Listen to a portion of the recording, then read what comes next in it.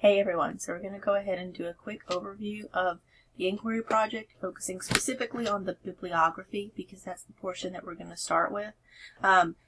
It's one big project with the bibliography and digital essay with references. So we'll be doing part of the bibliography first and then starting the digital essay and coming back and finishing the bibliography. So I'm on the home page and we're going to go down to the inquiry project button. It's going to take you to the module that includes all of the project pieces. So it's got the overview, main page. It has the digital essay with references and the bibliography. I know it seems weird that we're starting with the bibliography because it's kind of situated last in the project, but it'll make sense as we start working on it and kind of getting into the project a little bit more. So I'm going to start with the overview and the main page. So I'm just going to read this a little bit at the beginning. This semester, you will inquire into a recent issue of your choosing in order to explain the conversation surrounding that issue. So I'm going to stop there. That's going to be the bibliography. We're going to be looking at, we're using it to get started with our research and find out a little bit about the issue before we start writing. And a little bit about the issue, I mean, kind of a lot about the issue and getting at some different perspectives and types of information and really getting a knowledge base of the conversation as a whole, with the ultimate goal to contribute something to the ongoing conversation. So we're going to contribute something through the digital essay with references. And the reason why I keep saying digital essay with references is because you have references for the digital essay itself. References or works cited are just the sources that you cite and have in-text citations for in that specific essay. A bibliography is different because it's everything that you read. It usually is a lot longer, and that's the gist. The bibliography is going to be all of the research that you collected and everything that you read, skimmed, pulled a graph from, whatever, everything. Not just what you specifically cited in the digital essay. So we have two major assignments, the bibliography of reading and a digital essay. The bibliography, you're going to be gathering, reading, evaluating current and previous voices in this conversation. So, and again, we'll talk about that a little bit more in just a minute. And then the digital essay allows you to add your own voice. The goal of this, I'm going to look here, the goal of the project is to work on the 5 key concepts: the rhetoric, the composing processes, understanding genres, critical reading, reflection. So that's sort of the reason why we're doing this project. It's easy to kind of get lost in that, but we're going to be doing a lot with reading and research and a lot with rhetoric and audience in the digital essay and a lot of, strategies that go along with that. So we are working on these 5 key concepts, but through the project on an issue that you get to choose. So it's a little bit less painful. So we are going to go through Studio 1 is going to be a brainstorming activity that's going to let you kind of cast a wide net, contribute some ideas to the Padlet, see what other people's ideas are. You can pull any issue. There's no a rule about how people, can't do the same issue. You're welcome to pull any issue from that Padlet that you want to, or come up with a different one. But the idea is just to cast a wide net and getting some ideas together. And then we'll be going into Workshop 1.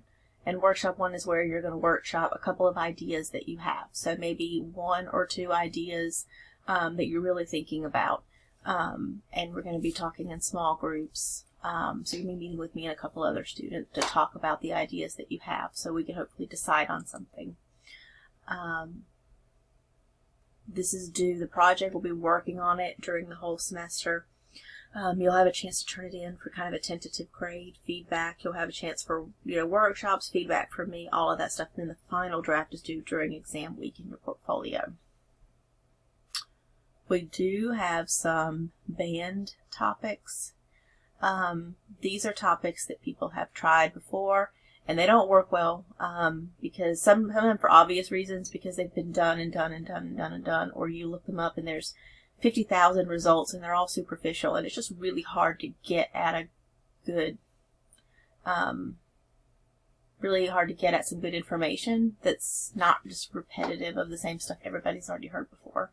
And some of these are just downright, they haven't worked for people. They're based on preferences or values or things that you can't find an answer through research. I do want to clarify the how to be fit. Health related questions are wonderful topics, and they make good projects, just not the how to be fit, because it usually ends up being a project that just tells me what exercises to do and supplements to take. You know what I'm saying? We have some that are cautionary tales, meaning that you just really need to run it by me, because students tend to go too broad or too vague with the issue, and they don't really focus on something specific like they need to in order to make the issue work. So for instance, COVID. If you wanted to look at online learning during COVID, that would be a specific issue, but COVID itself is way too big. So you just have to make sure that you are focusing in on something. So these are just things that have been problematic for people in the past. Now I want to go to your bibliography and talk a little bit about that.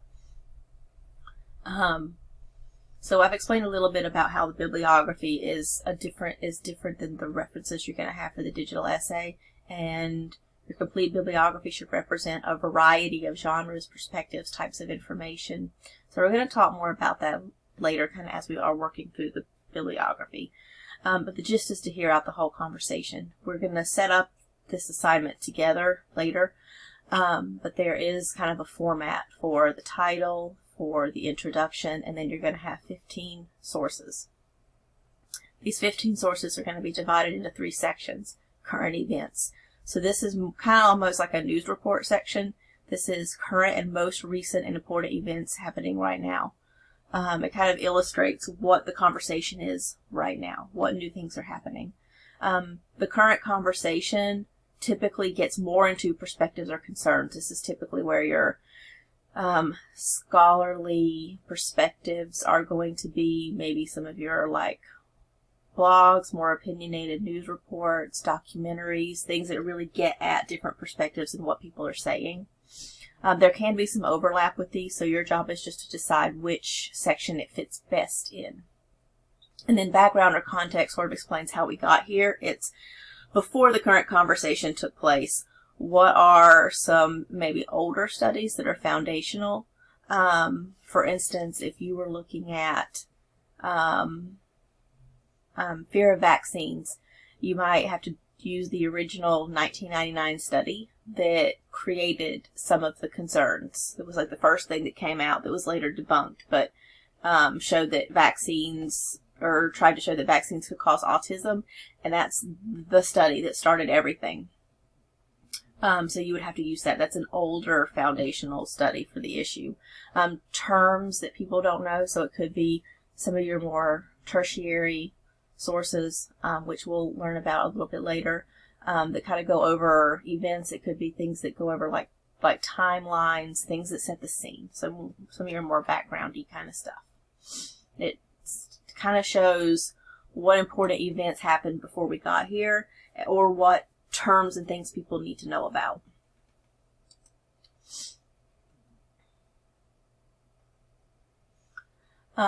So you have some requirements for the kinds of sources you need to include. 6 of them are required genres. So you need at least 1 book or book chapter. You need 3 primary sources, which we'll again kind of talk about later, and 2 peer-reviewed articles. These are all things we're going to learn about while we're working on the bibliography. So if you don't know what they are right now, don't panic. We'll get there. The 9 remaining sources are for you to choose. So it's up to you to make responsible choices about your research. So you can use previous research. The goal is to build off of the activities we're using in class. So anything that you find, any source you find through an activity, you're welcome to pull in. You're welcome to gather your own research as well. If you want to conduct an interview or make a survey, you're welcome to do that as long as you turn it in. A strong bibliography is going to include a variety of genres, types of information, perspectives, and types of expertise and stakes in the issue. So it's going to include scholars, it's going to include professional contributions, it's going to include personal contributions. It kind of gets at, you're not gathering evidence right now for the bibliography. What you're trying to do is gather what is being said the good, the bad, and the ugly, because one of the things you may need to do is have a source that helps you illustrate an issue. You might need a Twitter feed to show what people are saying. You might need a documentary that has bias, but a lot of people are watching and is part of the conversation, and maybe you want to refute it. But if you don't include it, then how can you refute it if you don't watch it? So we're kind of getting at everything. This is more of the learning phase, getting knowledge about the issue. So we're not necessarily just gathering evidence. We're going for a variety. Things you should avoid: video clips, so things that are incomplete. Incomplete sources like infographics or images. You're welcome to use those in the digital essay before the bibliography. I would like the whole source that image or that infographic came from. Any source where you can identify an author or a publisher. Content farms, which we'll talk about in class. Really superficial reference materials like Wikipedia, encyclopedias that are super short. We want things that have some depth. Sources offering just superficial information. Sources that don't cite their own information, that's problematic. Sources that don't add something new to your research. So you want to be very selective with what you add in and not just sound repetitive. There is an example here that you can look at to see kind of how this looks. I think it's been edited a little bit. This is supposed to be current conversation. Maybe an error here. Oh, sorry, current events. There we go. So here is the title, the introduction, which just hits at 3 or 4 sentences that covers like what the issue is, why it's important to research this issue, and what your question is. It's very kind of cut and dry and concise. And we're going to be working on objective writing. So I shouldn't be able to see a thesis or tell what your opinion is on the issue through this introduction. It should be very much like, here's the issue, here's its importance, here's my question. Current events, current conversation. You can see it's just a list of the bibliographic citations.